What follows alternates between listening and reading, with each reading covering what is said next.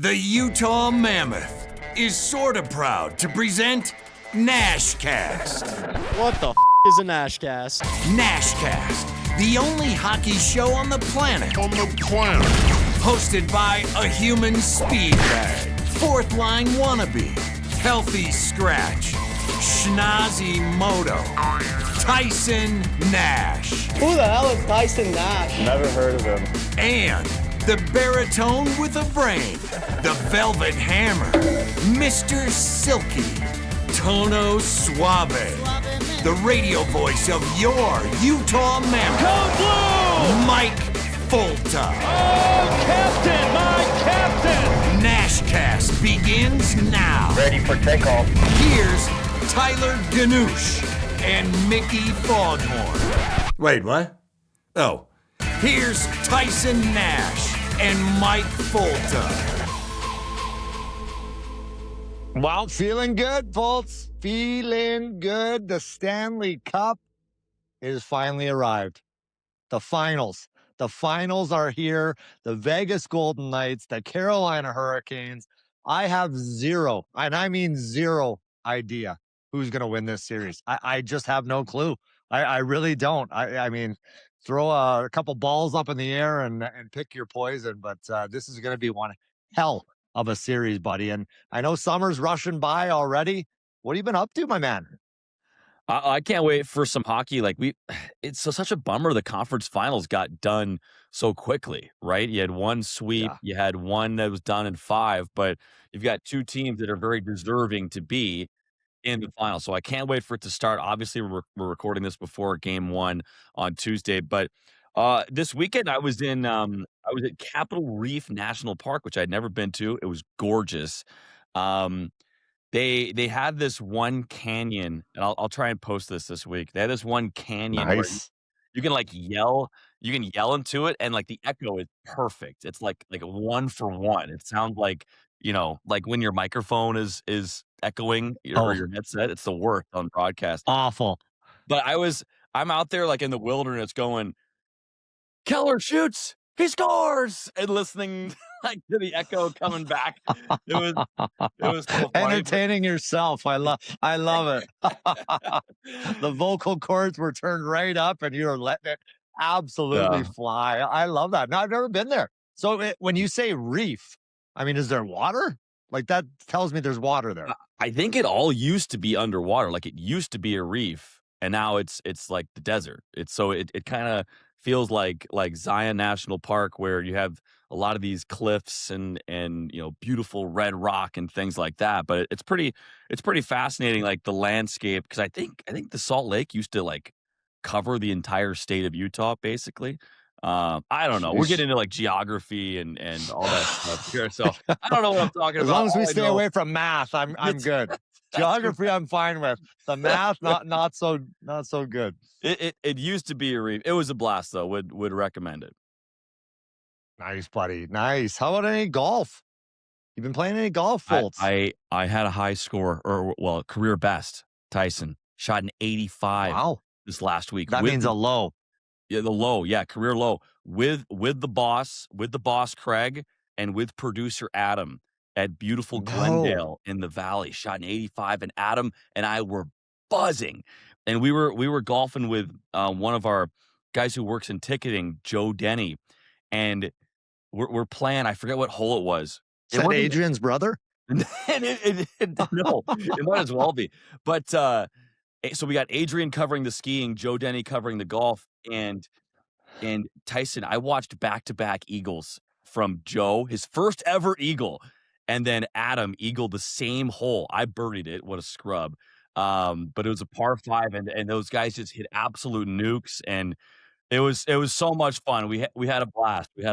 But Adam, so Fultz, what'd you shoot on the back 9? Shot a 40 on the back 9. Right over your head, eh? Right over your head. Okay, 85 on the front. What'd you get on the back? I got you. So Adam, our producer, who works with our producers here on NashCast and on TV, he had a putt to break 80 for the first time. What? It was like a I don't know, a 25-foot putt on 18 to break 80 for the first time, and he catches me You guys hardly it. golf. What's going on? An 85 and a 79 he almost shot? Like, Yeah, he's a player. I gotta see this. I gotta see this. He's a player. I play every day almost, and I'm terrible. Like, I think 83 is my best score ever. Yeah. So, jeez. You should have seen that. It was real wide open. Shitty Like, about myself and my couldn't game. miss. It was glorious. That's how I like to play. I can't play where there's like boundaries, woods or water on either side. Just give me the wide open spaces. Yeah, you must have been at the ladies' tees. I don't know, folks.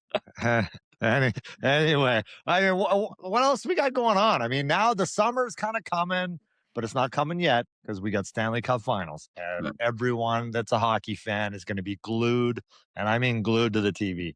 This is going to be one hell of a series.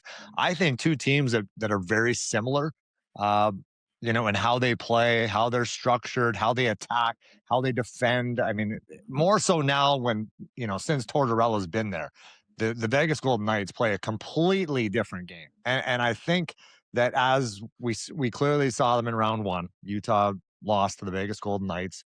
So that the Mammoth can hang, right? You know they can hang, but I really also believe watching Vegas go through the playoffs now that they've gotten better every game, every series, because they've needed a little bit extra time to buy in and grasp exactly what Tortorella is trying to teach them and how aggressive they are. I mean, they just don't let you breathe, both teams. And that's what's going to be so fun about it. You're going to have zero time. When you get the puck, that puck better get on your stick and off the stick in a hurry because there's someone in your grill. There's someone in your face. The goaltender battle with Anderson and Carter Hart.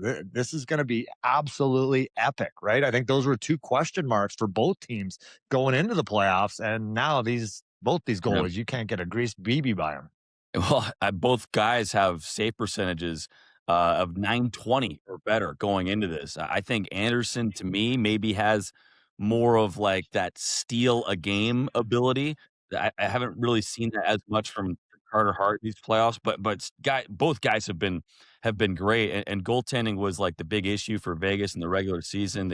They've got that seemingly figured out. It is going to be interesting for me because the way Carolina plays, Nasher, like, did you ever play against anybody like that? A team that controls the flow, controls the shot total, controls possession so much like Carolina does, because they overwhelm you, and it's such a unique brand of hockey.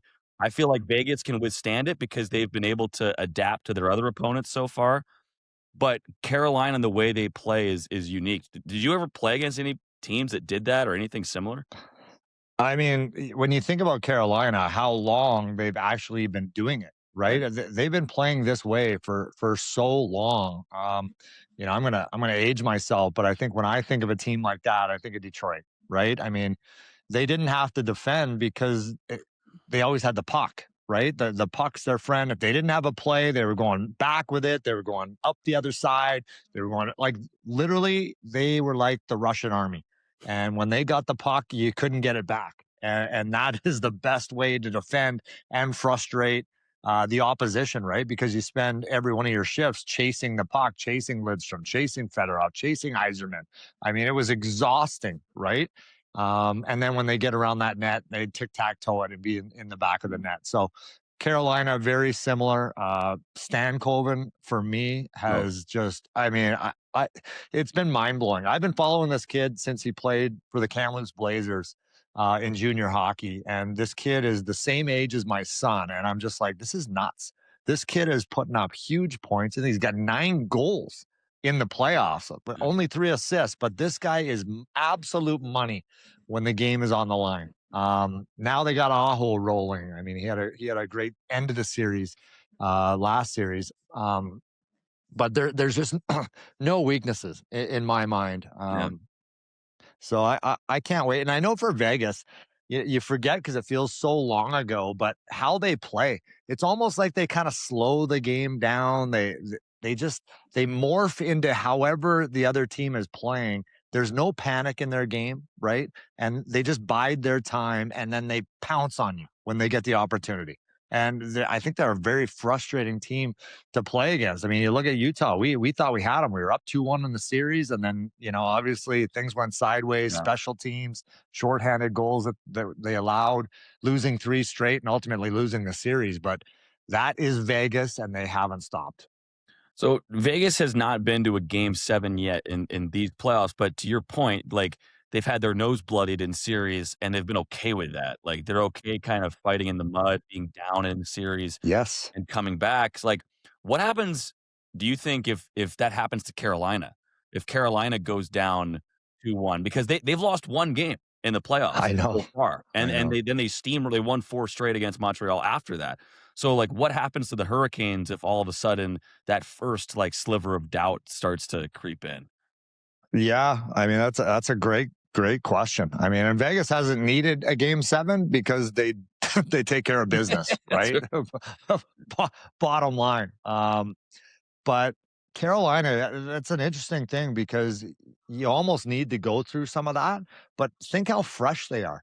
I mean, yes, it's been a long road-ish for them, but they have just sailed through every one of these series. And the confidence that they must have, and when that gets shaken, when that gets rattled a bit, and Vegas is going to rattle, and Vegas is going to give Carolina everything that they can handle. I still think at the end of all of this, Carolina is just too good. I think just how they play systematically, and they've been doing it forever. I think they're too good, and they're rolling. Anderson, how he's playing, just all of it. I think Carolina's just gonna be too good. But when they're on, they look so dominant. It looks like it's impossible for them to lose when they're playing their game and when they're out in front. It's just this avalanche of skating ability, skill, and speed coming. How about Taylor Hall, Foltz? Oh, like this guy, I thought when he played for Arizona, he was done. Like when he popped up again, I'm like, oh my God, this guy's still in the league. Like he's got alligator blood. He just pops up. And honestly, like Taylor Hall was an elite skill player. He was like a schmaltz. Like that's how skilled and talented he was. Like better, literally better. Like he put up huge numbers. He's the first overall pick. Yeah, he was a first overall pick for the Edmonton Oilers way back in the day. Now this guy is playing physical. Like I don't think I ever saw him throw a hit, let alone like 7 or 8 in a game. He is absolutely steamrolling guys. He's been by far one of their best players, and a big surprise to me. Watching these playoffs, I would have thought that he's their second leading scorer with 90 points during the regular season. Tyson, he was their 7th leading scorer with like 48 points in 80 games during the regular season. So he had a fine season, but nowhere near what he's doing now, where he's well over a point per game with the Hurricanes. And that line is the best line in the playoffs so far, with Taylor Hall, Logan Stankoven, and Jackson Blake. All those guys about a point per game so far. And the chemistry, right? Yeah. The chemistry. And here's so we know the NHL is a copycat league, right? It was like everyone go out and build your team like Florida, right? Everyone go out and build your team like Tampa. And teams have done that, and it works. I mean, we know that. But you look at this Carolina team, and you look at the numbers and the stats. They don't have a 90-point player. What's their top guy? Is it 70 in the regular season? I don't even know if it's 70 Fultz. So they have like Aho 7 or 80, 80 points. So that's their top gun, their best offensive weapon, and that's 80 points. Right? When you compare it to Edmonton, we're talking 130, 140 points, right? But they have is a system, and they play that system to an absolute T, even their most skilled players, right? Like a Stankoven. He doesn't pop off points wise during the regular season, but they have 7 or 8 guys with 50, 60 points, right? And that, to me, I think is a lot more dangerous and harder to defend than having, 2 superstars. So one of the really good defensive lines for Rod Brindamore and the Hurricanes has been the Jordan Staal line so far. Did you ever play with against any of the Staals? Oh yeah, I played against all of them. Well, it's insane. There are 3 that play in the NHL. Yeah, and it was funny. I was listening to Spit and Chicklets the other day, I think it was, and Biss and Jans. They were talking about the Stahl brothers, right? And how many dad's trips they had. They had so many dad's trips that the dad was sick of doing the dad's trip, right? So that's when they switched to the mother trips. Start bringing the uncle to. Yeah, for the Stahl brothers. I mean, can you imagine? Like every year he's like, oh, I'm going to Chicago this year. I'm going to New York with the other son. I'm going to Buffalo. Like, it actually, no one goes to Buffalo on a dad's trip. But I do love Buffalo, though. I do love Buffalo. What a sports town. Anyway, it's on another note, Fultz, I want to switch gears because we just lost an NHL great, a legend of the game, Claude Lemieux, who I didn't know super well. But when I interacted with Claude, I mean, this guy is as good as they get. The family, his kids, the grandfather he was, the dad he was. I just still can't wrap my head around what just happened, how it happened, why it happened. And we lost one hell of a human being. And that's what he was. He was so charismatic. He had a bigger and larger than life personality. But his heart was the same way too. I mean, he always asked, every time I saw him, he'd always ask about me and the family and the kids. And like he actually knew stuff about what was going on in my life. He took the time. And this guy was pulled in every direction just because of who he was and what he did as a player. 4 Stanley Cups, but just how he lived his life, right, Fultz? I mean, this guy was so passionate on the ice and tough as nails. And the way he played was crazy because he didn't have to play that way. He just liked to play that way. Like that brought out the best in him, I guess you could say, when he was agitating, when he was doing all the crazy stuff that paved the way for guys like me, right? And I didn't have half the skill. That was the crazy part, is he was as skilled as a Clayton Keller, as the elites in the league, but he still played with that fire and that passion. And could he fight? He didn't fight a lot. And sometimes, yes, he turtled because he fought such tough guys. But you look at the Darren McCarty fight. I mean, that is one of the best fights in NHL history. And he was chucking them back and forth with McCarty. And anyway, it was just a big hit to a lot of people, anyone who knew him, the NHL family. And again, my heart goes out to everyone that knew him and had a chance to interact with him. Amen. Well said, Nasher.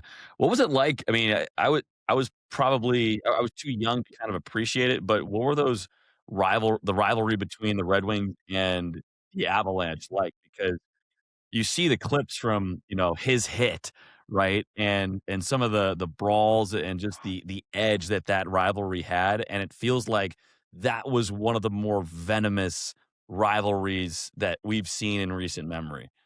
And everyone, and I mean everyone. I mean, you know what happens when you watched Team USA and Canada in that epic game when everyone fought 4 nations. Like it was similar to that. Like it was Probert, it was Domi, the heavyweight fight, right? In Madison Square Garden. It was as big as that.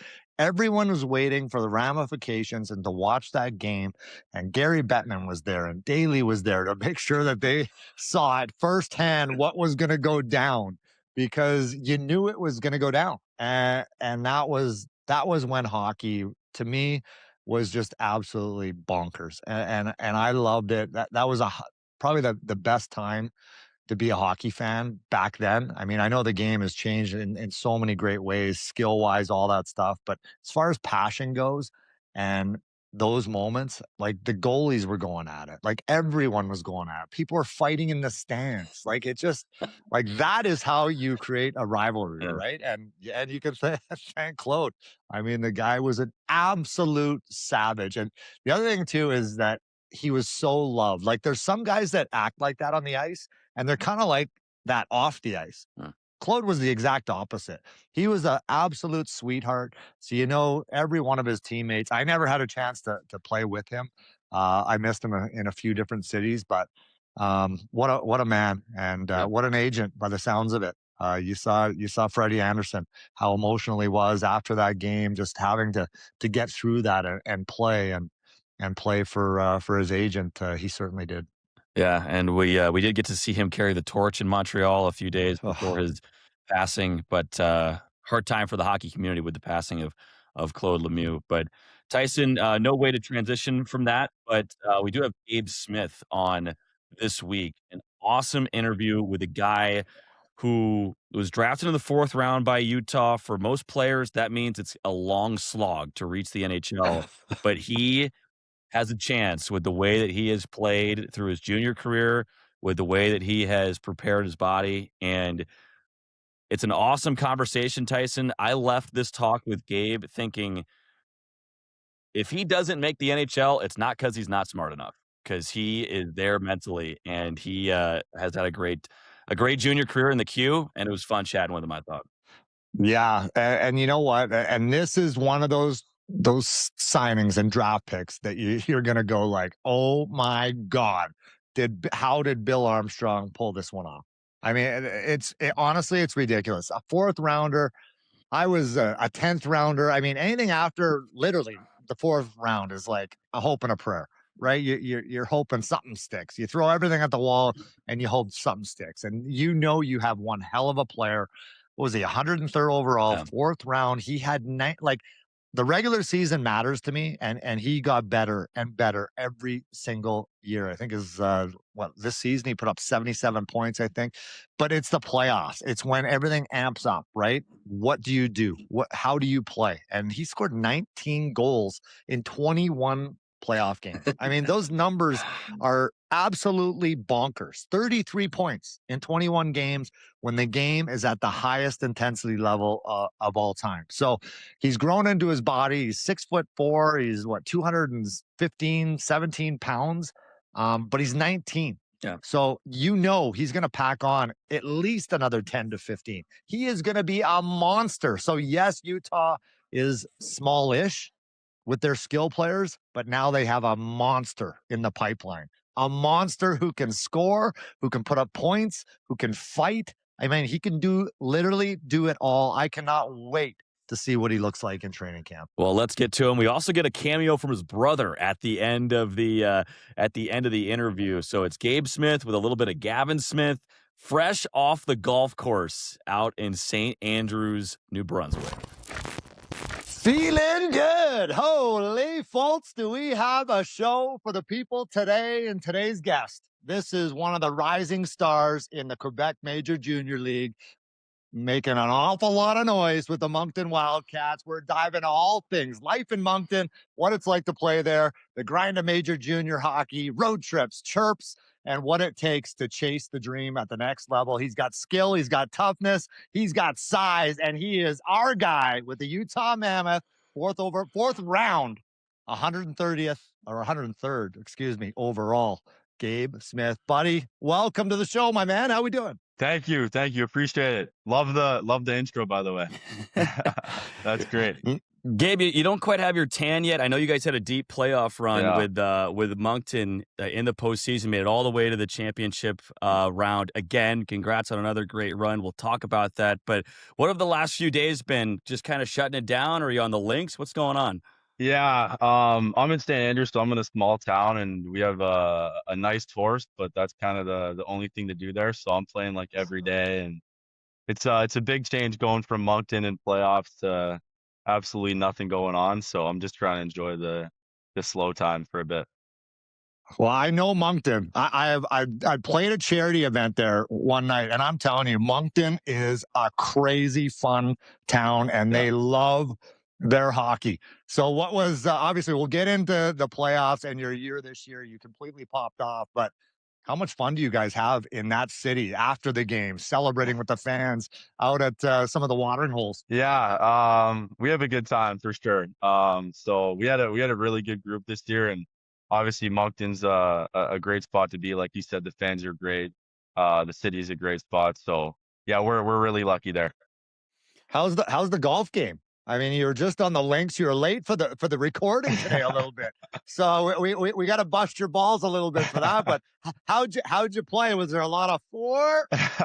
There's a couple fours for sure. I'm not the best golfer. I'm not gonna act like I am, but I'm just like to get out there with my family and friends and enjoy the game.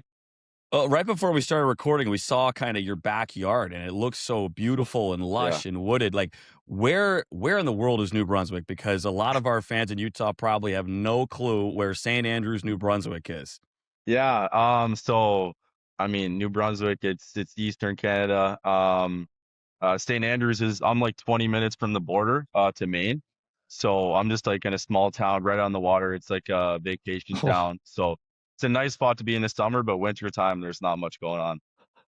And the courses I heard are ridiculous in New Brunswick. Is that right? There's actually some nice course. I don't know about as nice as Utah, but we have a really nice course in town called the Algonquin. So I'm lucky to play there for sure.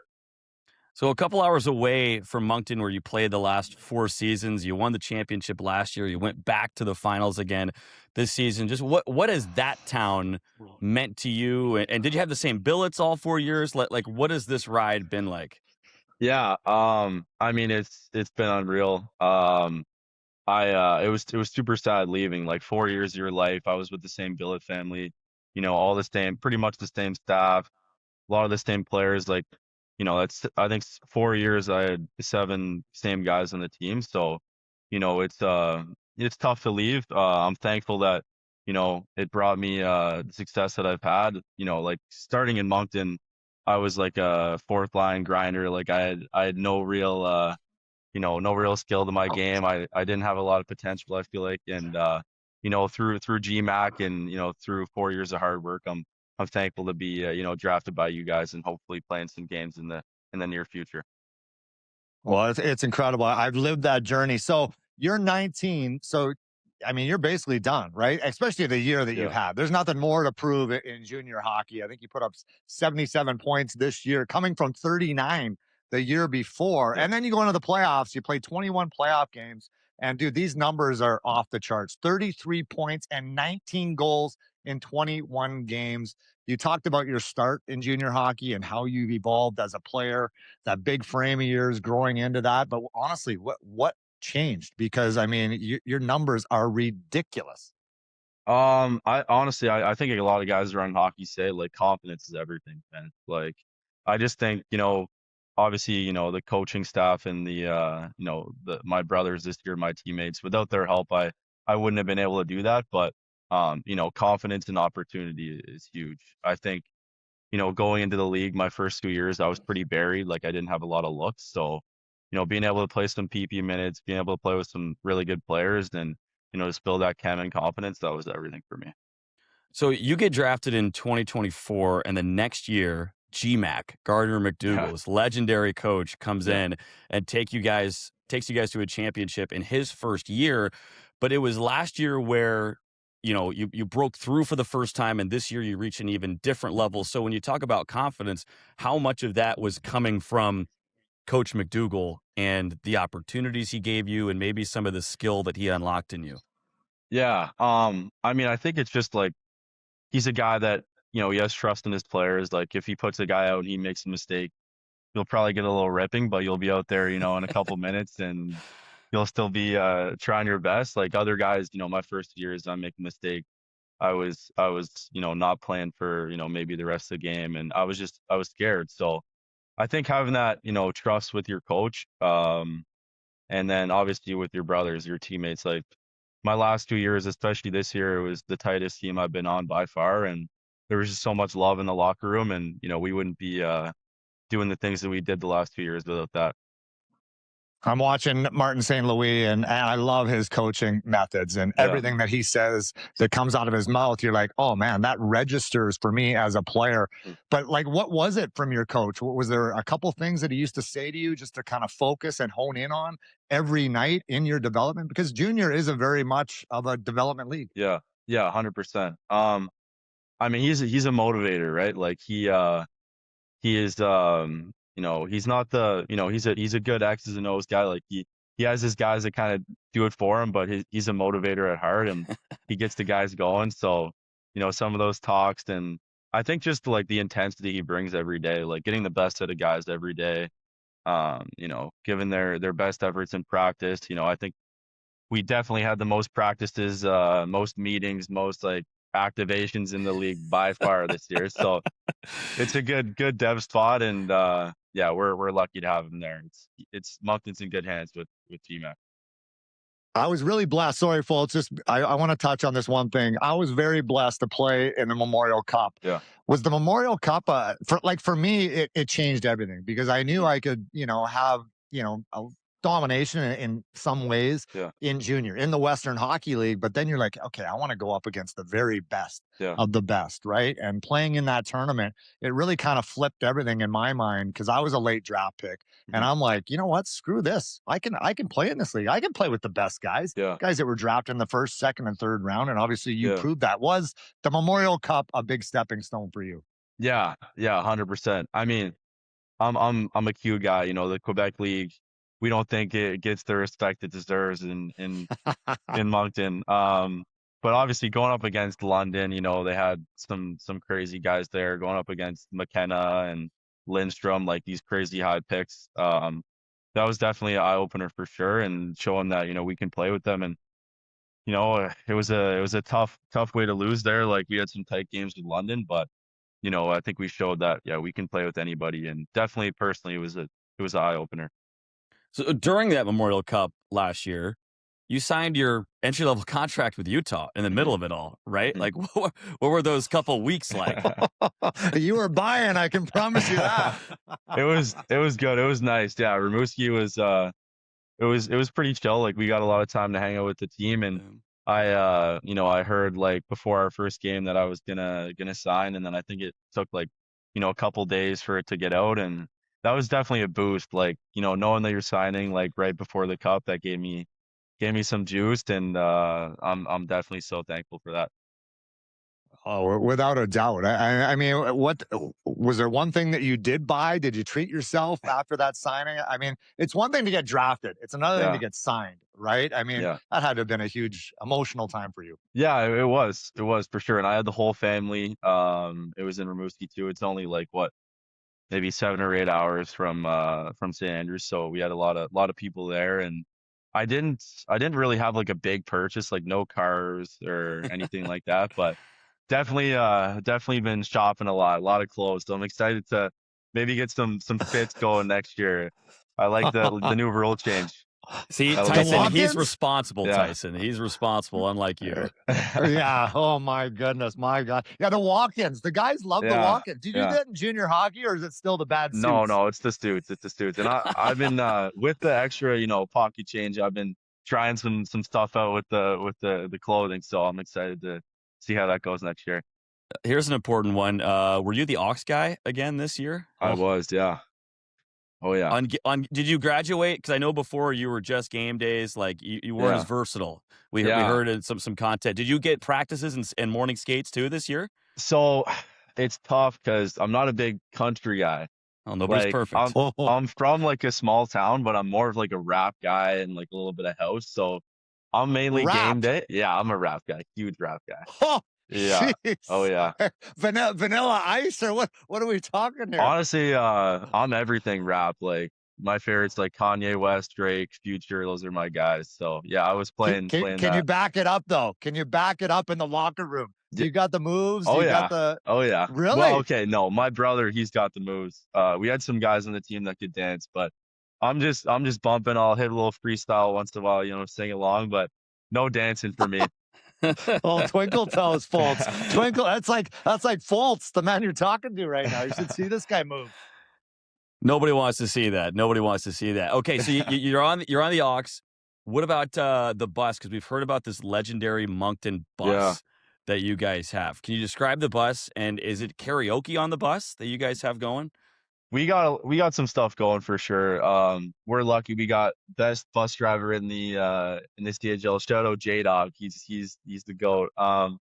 He's really good. Our bus. See, I love that. I love that. Like, he knows the bus driver's name, right? Yeah, like, that's what it's all about. Now, please, Gabe, tell me you'll never forget that. Yeah, right? of course. Next, it's going to be the plane. You high five the pilot every time. I used to have such a tight relationship with the pilot. I would go up there, sitting there on takeoffs and landings. Yeah. But that stuff, it's It matters, Yeah, right? I mean, 100%. I played junior hockey. I think we had a yellow school bus is what we used. So is it a Yeah. sleeper or No, so like normal buses are 2 and 2 with seats on the sides. We have like 2 on one and then 1 on the other. So they're kind of like lazy boy seats. So yeah, we're lucky with that. We got the TVs going. We got like a PS5 going. And yeah, we just like, card games and kind of basic like bus trip stuff. But once in a while we get the karaoke going. We had I don't know if you guys know Tommy Belisle. He's like a prospect. He'll go pretty high this year.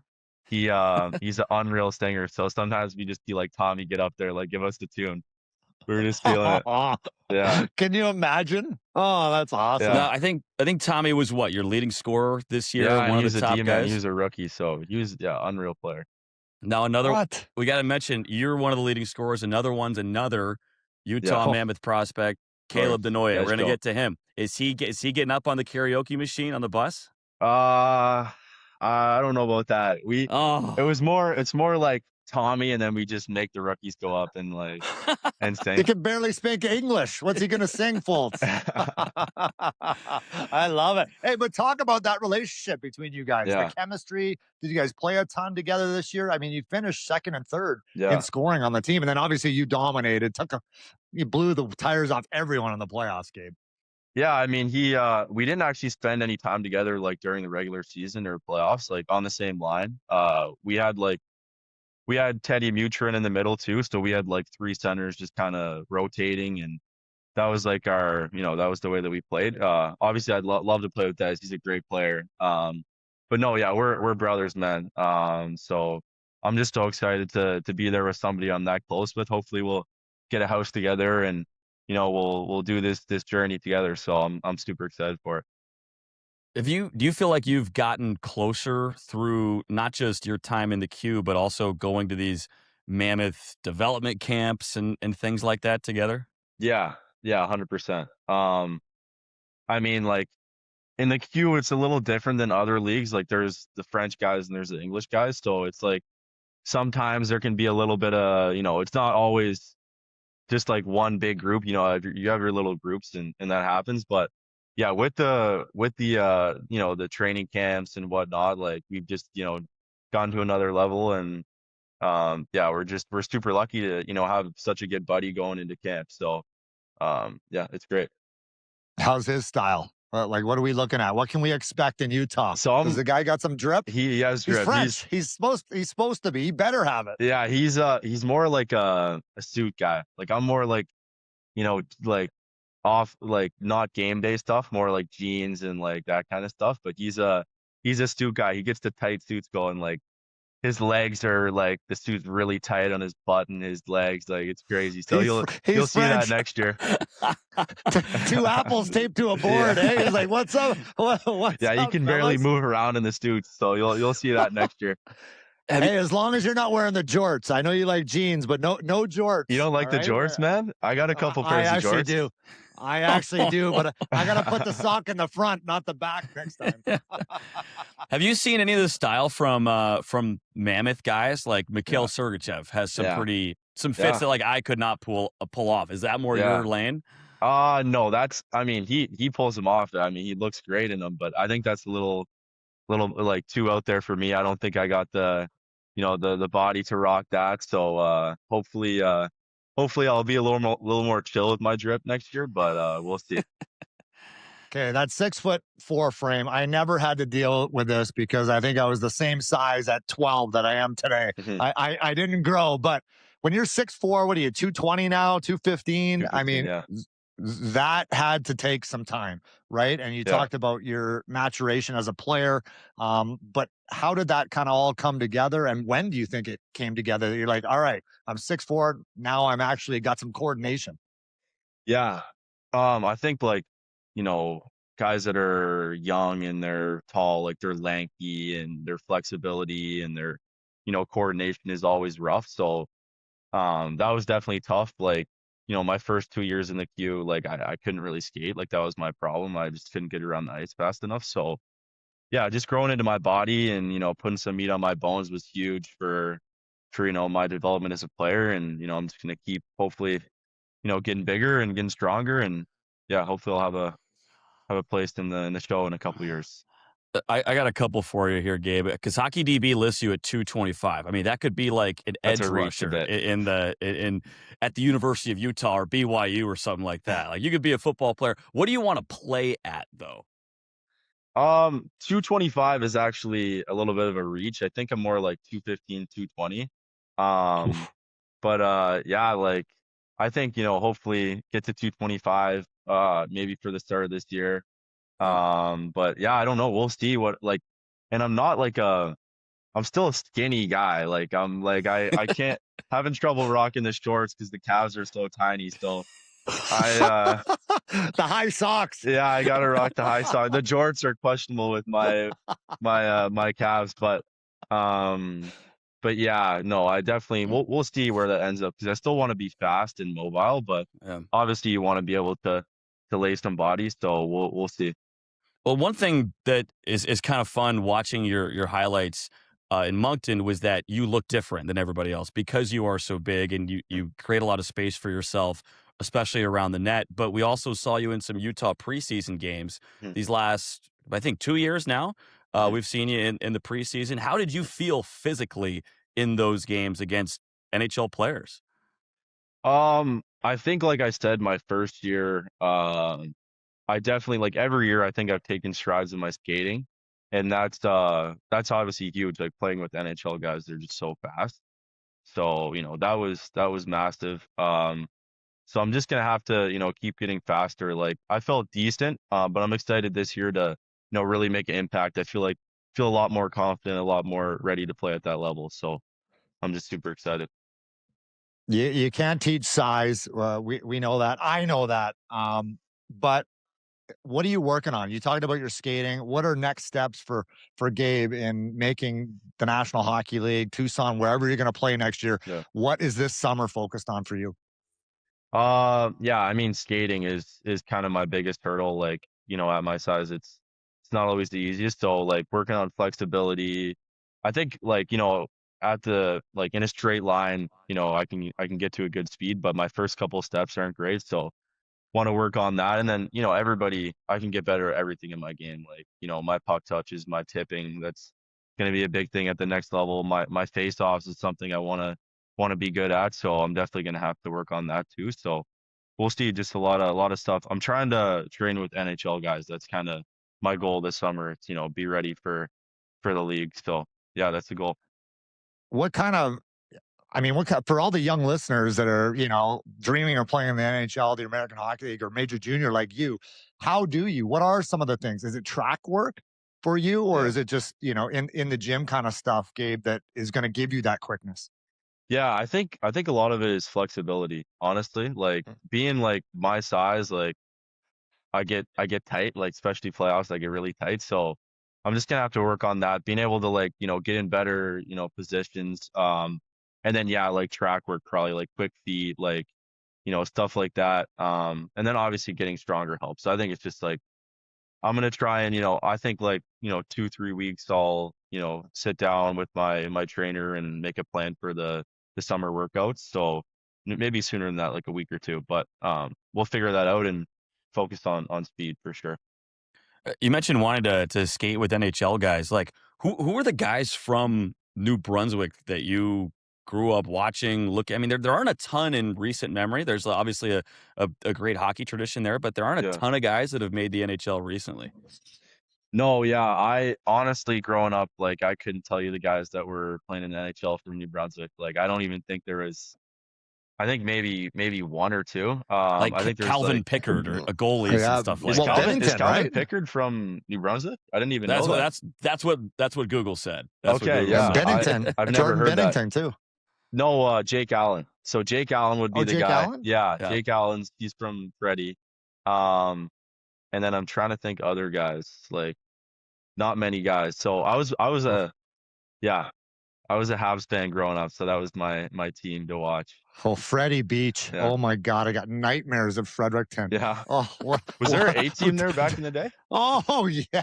Yeah. And were they tough. The Yeah. Rozier, the Burge brothers. I think Brashear was there. Darcy Tucker running around. It was an absolute nightmare in Freddie Really? Beach. Then you had to be in Freddie Beach on top of it all, right? Your nose would freeze off. It was so cold. But Gabe, Yeah. is there a player in the National Hockey League that you're now been drafted, you're now signed, you're like, all right, I gotta watch this guy because I think I could play like this guy. Like when I look at you and I watched some of your games, like a Tom Wilson.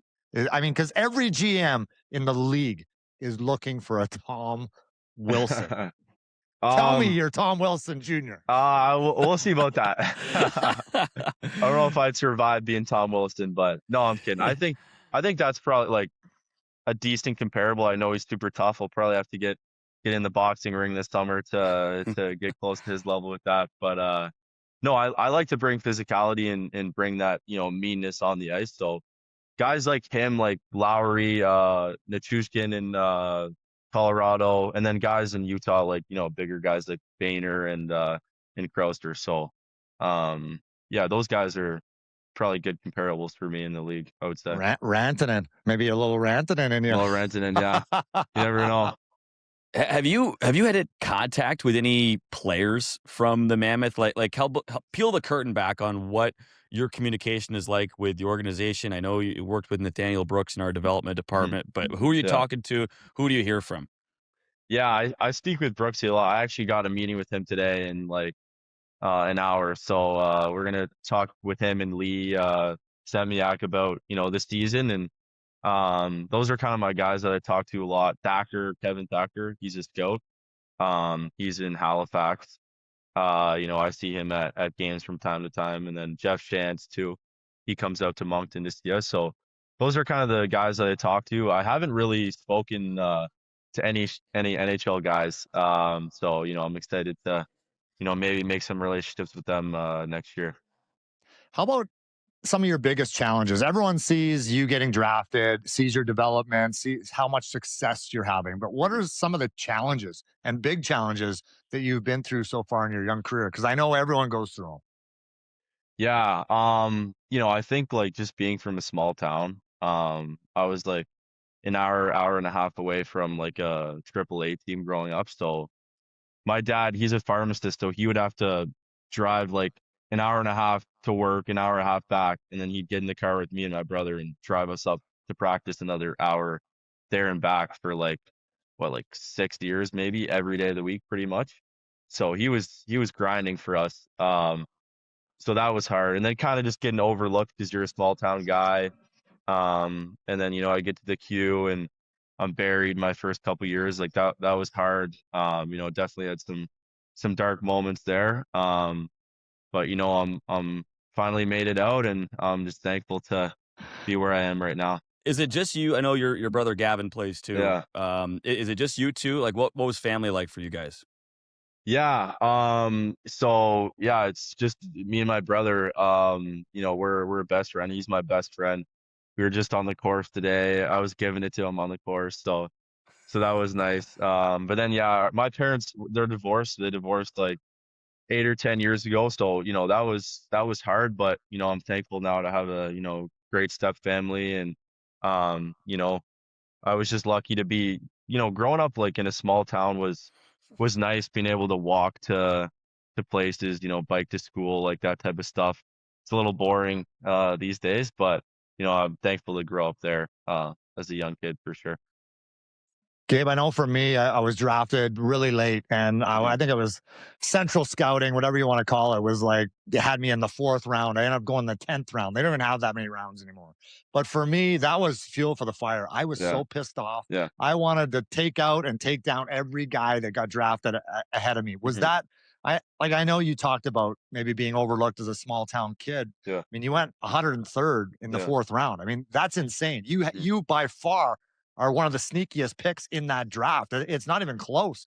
But were you, kind of pissed off? Was that fuel for the fire for you too? Yeah, I mean, it was definitely fuel, but it was honestly like at the time, I had a really tough year. Like I wasn't playing with skill. I was just kind of going out there banging bodies. Like I wasn't doing much with the puck. So I was like ecstatic to get drafted, in the 4th round. Like I was told it would be like 4 at best, probably like the late 3 rounds. And we went to Vegas, and I remember being super stressed, like my whole family's there, and I wouldn't get drafted. So I was thankful, but I always knew deep down, like I had more to give. Like I had a really good year in Bantam, and then midget, I had all this confidence. And then when I got to the Q, I struggled for 2 years, and I knew like deep down I could bring more. And I just worked really hard that summer, worked really hard the next summer. And so that's just showing in my game now. So just super happy about that. So you were at the Sphere, because that's one of the all-time Yeah. draft locations. What was that like to be That was in insane. the middle of all of that? Yeah, that was unbelievable. And I'd never been to Vegas before, coming. That's a far away from where I'm from. So Vegas In was, all aspects. yeah. So Vegas was great. It's crazy town. Like it was an eye opener for sure. Like just seeing how big, like I'd never been to big city like that, and just seeing all the lights and seeing all the people. So, but in the Sphere, it was unreal. Like that was one of the coolest experiences I've ever had. So that was definitely super memorable. My family was there. That was amazing. So yeah, it was just pretty, like, for me at the time, it was best case scenario. Gabe, what is it about Vegas? You get drafted there, and then this last year you had a pretty good scrap there too in a preseason game. Yeah, I guess it's my like lucky spot, I guess. So we'll see how it goes in the next couple of years in Vegas. But yeah, that was cool too. Not the best end of the fight. I got a little gassed. I got taken down at the end, but I thought I did a decent job. I wanted to get a fight, so I was happy to do it there in Vegas. That was a sick burn. So super happy A little about bit different when you got that NHL jersey on, right? Yeah, 100%. You drop the gloves, they almost stab and stick into the ice. You're so fired up, Yeah. and you're so Yeah. you're so 100%. angry. But Gabe, who's had the biggest impact in your career on and off the ice for you? Yeah, I would say my dad. He's he loves the hockey. He's all over me and my brother's hockey. He's a typical hockey dad, and he works Did so he play? hard. No, so he was his parents are from England actually, and he was a soccer player. So he played hockey growing up, but his parents like didn't have the money to keep him in hockey. So he was a really good soccer player. And then yeah, he just fully committed. So we played soccer growing up too, me and my brother. It was actually my favorite sport until like It transfers, doesn't it? It does literally a little does, bit, especially yeah. for a big guy. Yeah, for like the quick feed and stuff, like still I need to work on that, but I think it transfers for sure. Like, touches and quick feed is definitely huge. But yeah, soccer was my first love. Like I love soccer. We had a net in the backyard, and me and my brother were out there all the time. Until like age 12 or 13, hockey just started taking off, and I had to make the decision to play hockey full time. So that was that. And then, yeah, my dad, just like I said, he grinded for us. Like he drove, so many hours to get us where we wanted to go, taking us to tournaments. After the game, you go right to your dad and you ask him how he played. He gives you he analyzes the game and tells you if he played good. If he played bad, he gives you a little riff. But it's that's part of hockey, So it was great. So are you all in on the Maple Leaf here for the World Cup coming up, or are you going to be rooting for the Three Lions as well? I'm actually like a Three Lions guy. I'm kind of rattled. I don't know if you guys follow soccer, but my brother and I, we used to follow soccer a lot. A couple guys like didn't make the cut, like Cole Palmer and Phil Foden. So we were kind of rattled about that. But we'll be watching the World Cup with my grandparents, and we'll be cheering for both teams for sure.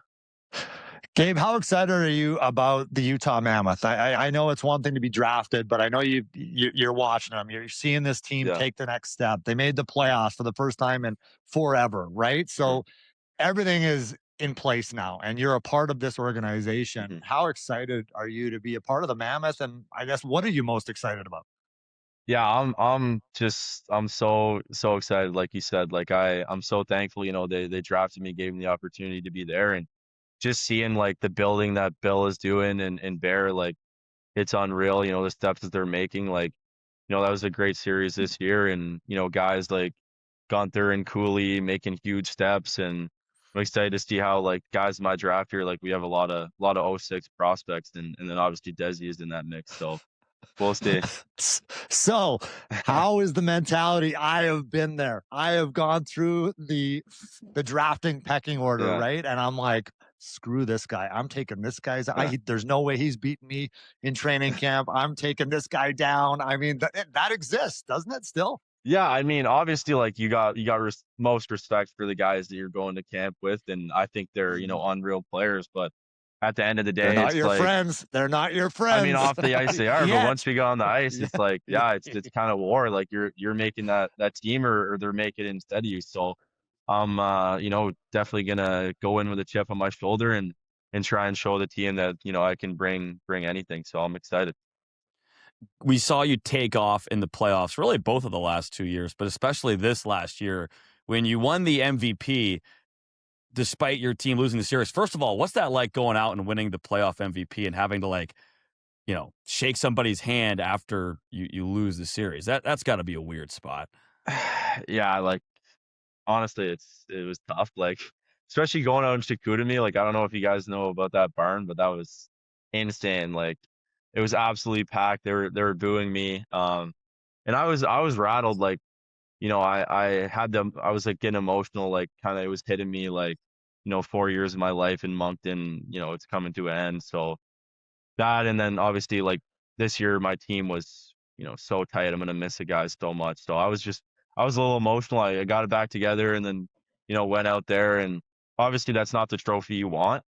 Super thankful to be able to get that, but I think we had the team to do it. So it still stings to this day watching the teams at the Mem Cup. So yeah. So you were almost a goal per game in the playoffs. Like what was it about the postseason that brought out that scoring in you? Or I know you had a great regular season, but what was it about the postseason that elevated your game? And do you think that's going to help you in the pro level score when, like the playoffs, there's less space, everything's tighter, everybody's faster? Yeah. Like you said, yeah, playoff hockey is just like, it's regular season on crack. Like it's just, the next level. So, yeah, I just think like, the NHL is the same type of thing. It's just, every step it goes up, and it's harder to play, less time, less space, and, physical hockey is my type of hockey. I feel like, when the games get important and it gets hard, like I have the confidence in myself I feel like I, take a step up. And yeah, I feel like I'm a playoff hockey player, honestly. Like, guys that are big, thrive in the playoffs. It's kind of just how it goes. Like it gets harder to play, and, I'm just excited to show I can bring that, and hopefully, the next playoff run, the Mammoth are in the playoffs, I could, be there and help in any way. So I just can't wait for that. See the Delta Center buzzing. I can't wait to see that. Oh, it rocks! I can tell you that. The guys couldn't even hear the coach saying who's up next. I mean, that's how loud it was. But Gabe, what are you watching the Utah Mammoth? Are you watching bigger guys like a Lawson Krause and the Jack McBain?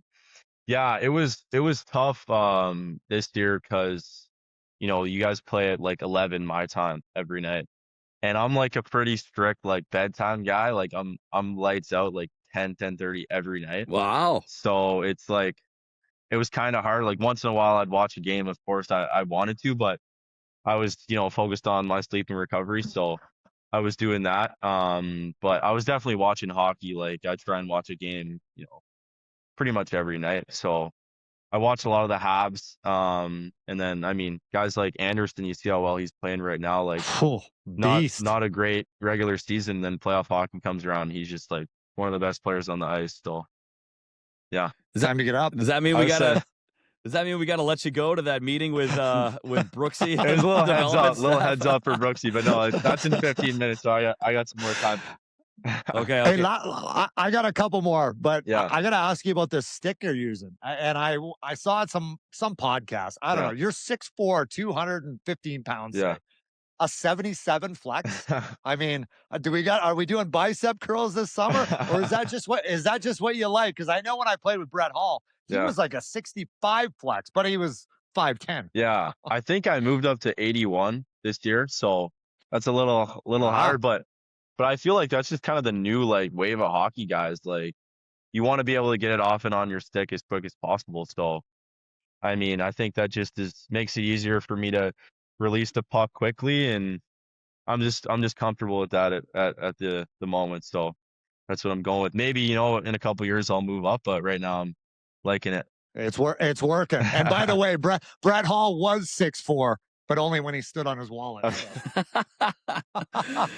With you and Caleb down the middle for Moncton, like that must have been nightmare matchups for teams.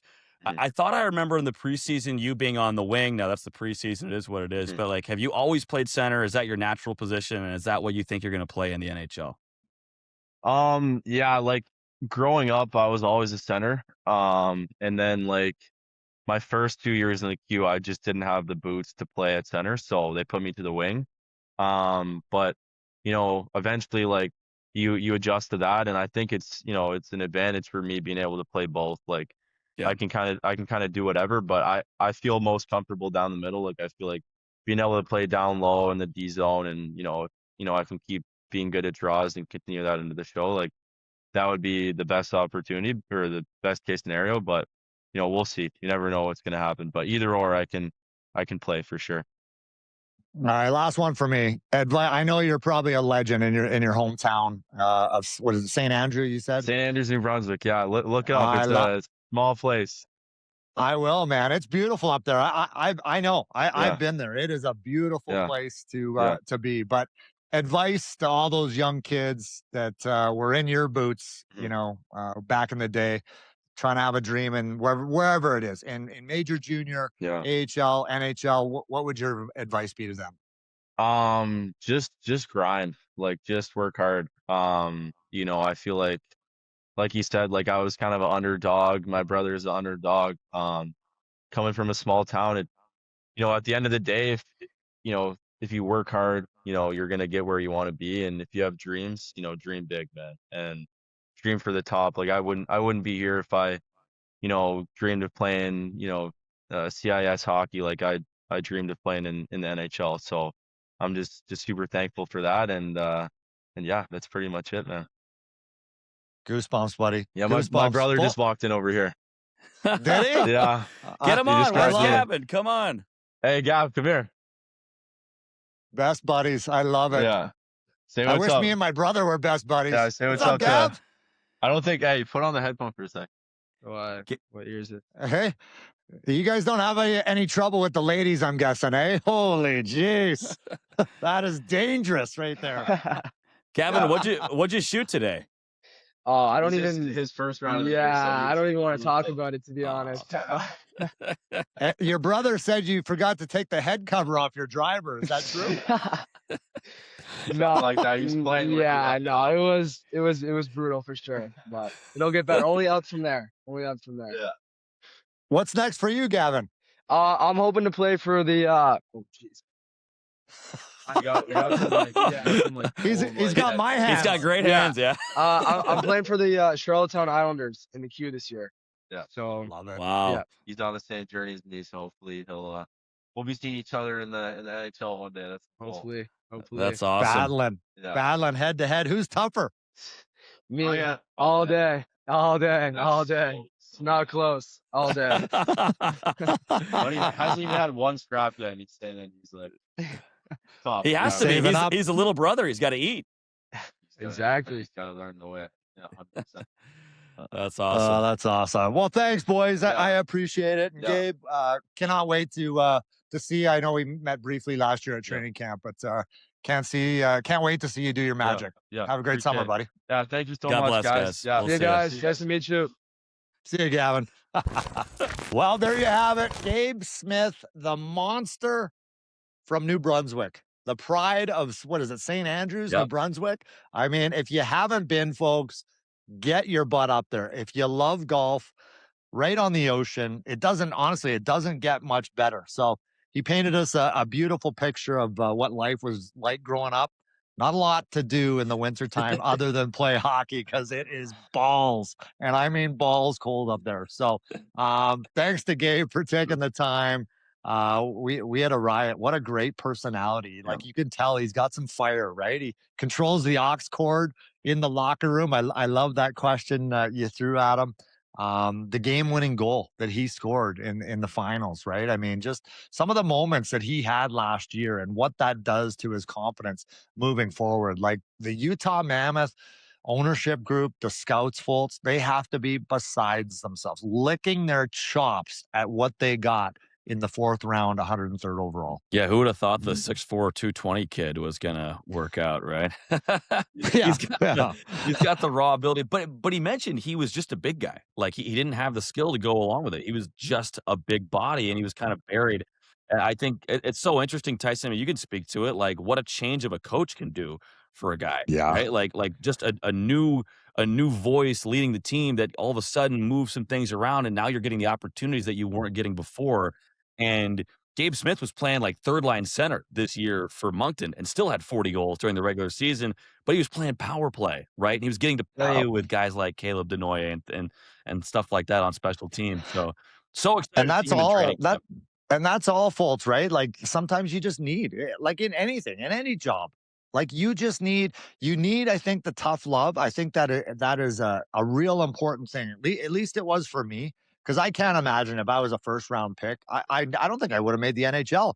I would have blew through all my money. I'd be driving around in a red Corvette somewhere, like wrapped around a power pole. Like and that would not be good for me. So I needed some tough love. I needed some fuel for the fire, right? And I got a lot of it. So all you kids out there that you're trying to make it, you're not getting noticed. You're down. You're fired up. Stay fired up. Stay pissed off.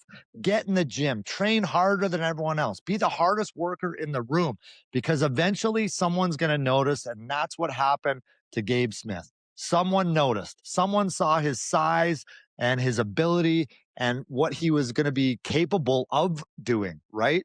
And then he took advantage of that opportunity from a new coach that said, "Hey, this is it. Here you go. Like, we have all these players, but we want you to be a skill guy as well. Show me what you can do." And boy, did he ever do that. I mean, 19 goals in 21 games. And now the confidence that he has in himself because of the new coach. But what a story, what a journey for Gabe. And he's just getting started, folks. Yeah. So excited to see him at training camp in September, where he is likely going to start in Tucson, but you never want to kill anybody's dream. He's going to be fighting for a roster spot come Labor Day. So excited for Mr. Smith. Great chat with him. Tyson, anything else before we send people on their way to enjoy the rest of the Stanley Cup final? I just want to say again, and I don't think we're going to stop talking about this because the shelves are stocked, right? I mean, the problem now that Bill Armstrong, and it's a hell of a problem to have, is that now you have too many guys under contracts, right? You have too much skill. You have too much talent. And you're just dangling those carrots, around the National Hockey League. You got to think, right? That, I mean, you got Caleb Denoye, I mean, is a teammate, with Gabe Smith. I mean, look at that competition. You got TJ Ginla coming in the pipeline. I mean, and then you already have the Coolies and the Gunthers. And I mean, so much talent on the roster already. There's not going to be enough room for everybody. So if you're looking to go make a huge upgrade and a splash and maybe take someone else's top player, well, now you got prospects to do it. So team's in a real good situation, folks. A lot of exciting stuff in Mountain Blue right now. Nasher, enjoy the final. I think it's going to be an awesome one. So thanks for everybody for listening in. Remember to follow along on NashCast Official on Instagram. We will talk to everybody next week right here on the NashCast.